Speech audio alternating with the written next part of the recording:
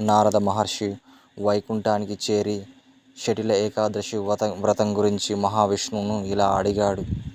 ఈ వ్రతం యొక్క విశిష్టత ఏమిటో నాకు తెలుపమని మహావిష్ణువుని అడిగాడు. మహావిష్ణువు ఇలా బదులు చెప్పాడు. చాలా పురాతన కాలంలో ఒక బ్రాహ్మణ స్త్రీ ఉండేది. ఆమె నా పట్ల చాలా భక్తిభావం కలిగి ఉండేది. చాలా ఏకాదశులు ఉపవాసం ఉండేది. కొన్నిసార్లు ఒక నెల మొత్తం ఉపవాసం ఉండి నా పట్ల భక్తిభావం కలిగి ఉండేది. అలా ఉండేది కానీ ఆమెకు చాలా కష్టాలు వచ్చి ఆమె ఎన్నో బాధలతో ఉండేది. ఇవన్నీ నేను చూడలేక నేనే స్వయంగా ఆమె గుడిసె వద్దకు వెళ్ళి ఆమె దగ్గర ఇలా అడిగాను. అమ్మ, తినడానికి ఏమైనా ఉందా అని అడిగాను.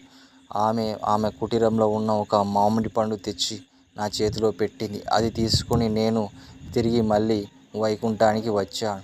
ఆ తర్వాత రోజుల నుంచి ఆమెకు ఎటువంటి కష్టం లేకుండా సుఖ సంపదలతో తులతూగుతూ ఆమె సంతోషంగా ఆనందంగా జీవనం కొనసాగింది. షటిల ఏకాదశి వ్రతాన్ని ఎవరు ఆచరిస్తారో వారికి వైకుంఠ ప్రాప్తి మరియు సకల కష్టాల నుంచి విముక్తి కలుగుతుందని శ్రీ మహావిష్ణువు చెప్పాడు ఈ నారద పురాణంలో.